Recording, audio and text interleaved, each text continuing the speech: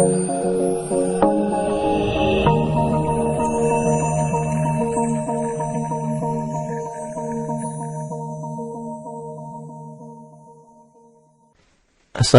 warahmatullahi wabarakatuh. Selamat datang, salam budi luhur.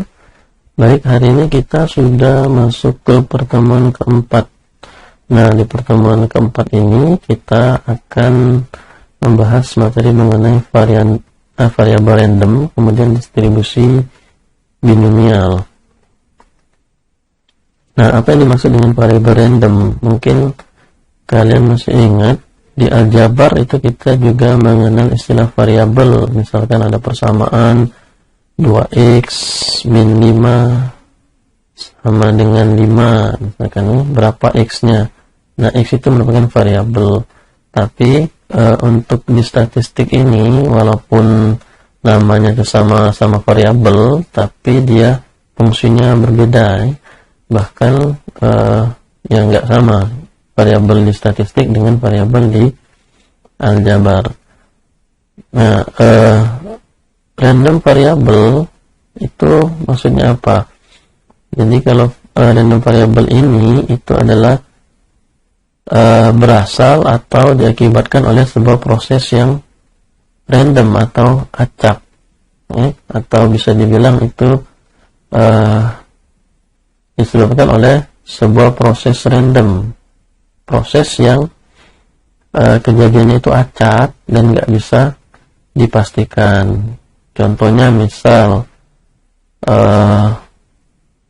kalau kita melempar sebuah dadu misalkan, nah lemparan pertama itu akan jatuh di angka berapa? 1, 2, 3, 4, 5 atau 6. Terus misalkan hari ini hujan atau enggak. Nah, itu termasuk proses-proses yang random. Kemudian contoh-contoh yang paling sering digunakan itu adalah proses pelemparan koin. Nah, pelemparan koin ini juga termasuk proses yang random.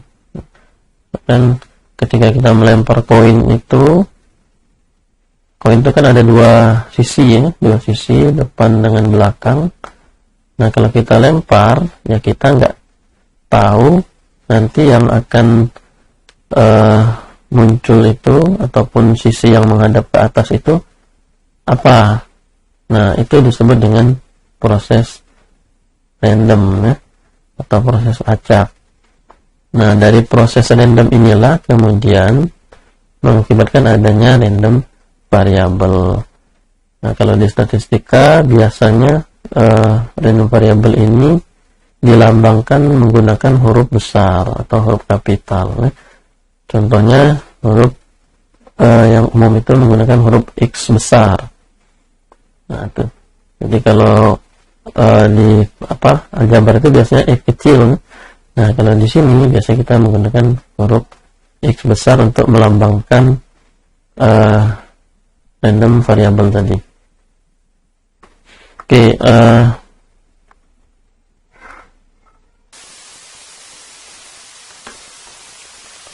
Oke, nah itu mengenai variabel random. Kemudian nanti variabel random ini terbagi menjadi dua, yaitu variabel discrete dan variabel continue. Nah, variabel discrete itu dia merupakan bilangan bulat dan jumlahnya terbatas. Kemudian merupakan hasil penghitungan. Sedangkan variabel continue itu terdiri dari nilai-nilai yang terletak dalam interval tertentu. Bisa berupa bilangan bulat maupun pecahan. Nah, variabel continue ini biasanya merupakan hasil pengukuran. Nah, jadi kalau variabel discrete itu biasanya kita nyatakan dengan cara menghitung atau mencacah. Jadi kita menentukan nilainya itu dengan cara menghitung atau mencacah. Nah, kemudian kalau yang continue ini dia merupakan hasil pengukuran, jadi harus kita ukur untuk menentukan nilainya itu. Nah, jadi ada dua ini jenisnya. Nah, kalau kita lihat di bagian ini nanti distribusi teoritis probabilitas itu terbagi menjadi dua, yang diskrit kemudian yang kontinu. Nah, nanti yang diskrit ini terbagi lagi menjadi binomial, kemudian Poisson, dan Lund, kemudian yang ini kontinu itu normal. Oke. Nah, sekarang kita masuk ke yang pertama, kesebaran binomial atau distribusi binomial. Tindakan binom, jadi sesuai dengan katanya ini, B itu adalah 2, kemudian nomial itu atau nom ini adalah bisa dikatakan itu adalah kejadian. Nah, jadi kalau binomial itu adalah tindakan yang hasilnya terdiri dari 2 kategori. Nah, 2 kategori ini biasanya dinyatakan dalam sukses atau gagal. Jadi bisa seperti itu ya. Sukses atau gagal. Nah, itu kebalikan daripada sukses itu adalah gagal. Bisa juga kalau dalam bentuk yang lain, misalkan penerimaan aplikasi itu diterima atau tidak diterima dan lain sebagainya. Nah, yang seperti itu dikatakan bahwa itu adalah tindakan binom. Nah, syarat untuk percobaan binom ini itu terdiri dari beberapa ini. Yang pertama, percobaannya ini terdiri dari n ulangan. Kemudian dalam setiap ulangan hasilnya dapat digolongkan sebagai berhasil atau gagal. Atau peluang berhasil yang dilambangkan dengan P untuk setiap ulangan adalah sama, tidak berubah-ubah. Jadi peluangnya itu tetap ya. Misalkan kita melempar koin tadi, ada dua kemungkinan, bisa bagian depan kemudian bagian belakang. Nah, untuk peluang bagian depan itu karena ada 2 kejadian, depan dengan belakang kemungkinannya, maka peluang untuk yang depan itu adalah 1/2. Nah, itu ya. Jadi kalau koin itu kan ada 2 bagian depan atau biasanya berupa gambar ya, atau satunya berupa angka. Nah, atau yang depannya angka, belakangnya itu gambar. Nah, peluang munculnya gambar itu atau angka itu masing-masing adalah setengah. Nah, itu. Ketika kita ulang prosesnya, kita lempar 2 koin ini, misalkan, maka peluangnya untuk masing-masing itu tetap setengah atau 1/2. Jadi tidak berubah-ubah. Dalam beberapa kali percobaan ulangannya ini itu peluangnya tidak berubah. Nah, itulah syarat dari percobaan binomial ini. Kemudian ulangan-ulangan bersifat bebas satu sama lain, jadi tidak saling terikat antara gambar misalkan dengan angka ini. Itu. Ketika lempar sekali munculnya gambar, kemudian lempar sekali lagi bisa jadi gambar, bisa jadi angka. Nah, tapi dia tidak saling mempengaruhi, prosesnya seperti itu. Nah, itu syarat percobaan binom. Jadi kategori seperti ini nanti sukses atau gagal, kemudian bisa juga diterima atau tidak diterima, jadi dia berkebalikan. Nah, seperti itu. Oke, kemudian rumusnya itu biasanya dinyatakan dalam bentuk rumus seperti ini. Jadi misalkan ketika kita melakukan percobaan, banyaknya X sukses dalam N pengulangan suatu percobaan. Nah, istilah lainnya adalah Bernoulli. Jadi sama ya. Percobaan Bernoulli atau binomial ini, nah itu disebut variabel random binomial.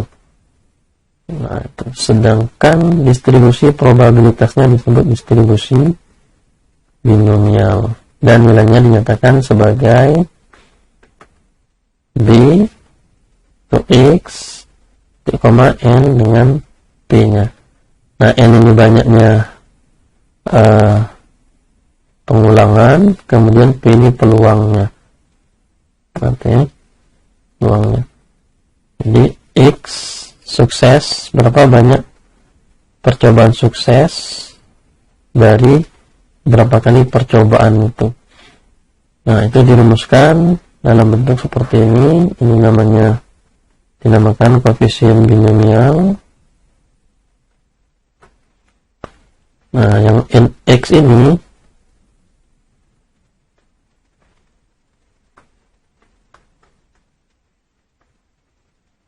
itu adalah kombinasi. Jadi kombinasi daripada NX. Makanya nanti kita menggunakan rumus kombinasi. Maka kemudian peluang dipangkatkan dengan berapa kali suksesnya.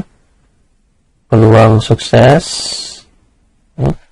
Kemudian ini gagalnya berapa dipangkatkan berapa kali pengulangan dikurang berapa kali suksesnya. Nah, rumusnya seperti ini. Keperluan untuk membeli mobil ternyata melatar belakangi 75% orang untuk berdagang. Nah, berapa peluang bahwa tepat 2 di antara 4 orang berdagang berikutnya dilatar belakangi oleh keperluan orang untuk membeli mobil nih. Keperluan orang ini.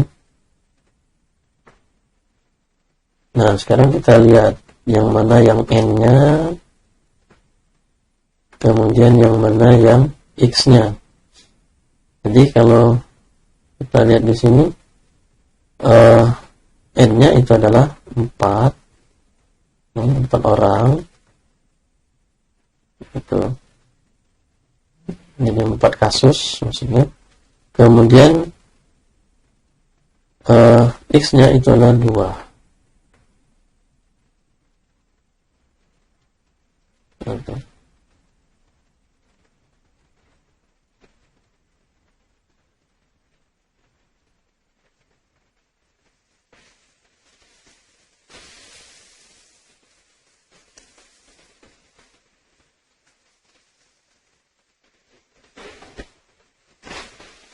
Nah, probabilitas karena mobil 75%.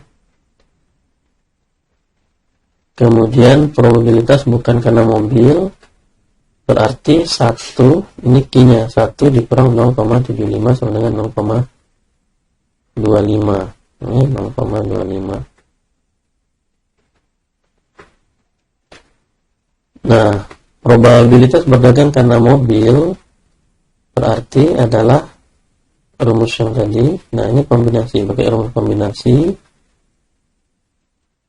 N faktorial dibagi N min X faktorial dikali X faktorial, kemudian dikalikan dengan peluang sukses, pangkatkan X-nya,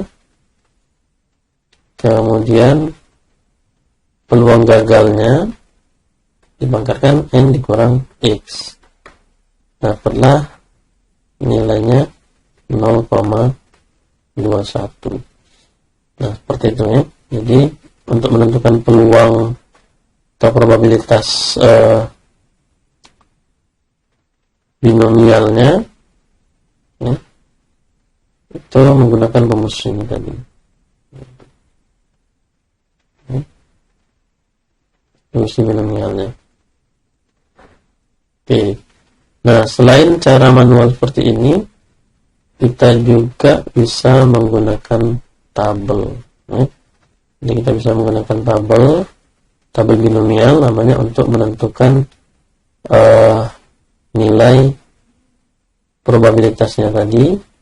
Nah, di tabel ini kita sesuaikan. Jadi kalau untuk N sama dengan 1 ada 2 kemungkinan, N sama dengan 2 0, 1 kemudian 2, N 3 dan seterusnya. Ini di tabelnya seperti ini. Kemudian untuk X-nya ini tadi, kemudian P-nya ini. Nah, nanti kita lihat gimana probabilitasnya itu sesuai dengan N, X, kemudian P-nya tadi. Kalau ini misalkan N-nya 4, cari di 4 sini. N sama dengan 4, kemudian di X-nya sama dengan 2. Yang ini berarti pada P-nya sama dengan 0,25. Nah, ini. Ya. Jadi N-nya 2, N-nya 4, kemudian X-nya 2 di sini, kemudian pada P-nya 0,25, maka dapatnya adalah 0,21. Nah, ini 4, X-nya 2, kemudian P-nya 0,25, maka nilainya adalah 0,21. Nah, seperti itu ya. Oke. Nah, kemudian ini nanti kalian coba ya. Ini contoh. Tapi Bapak buat ini sebagai latihan ya. Dan coba nanti menyelesaikan persoalan ini. Oke. Mungkin itu sih untuk pertemuan kita hari ini. Kita cukupkan sampai di sini. Insya Allah kita akan ketemu lagi di pertemuan berikutnya. Assalamualaikum warahmatullahi wabarakatuh.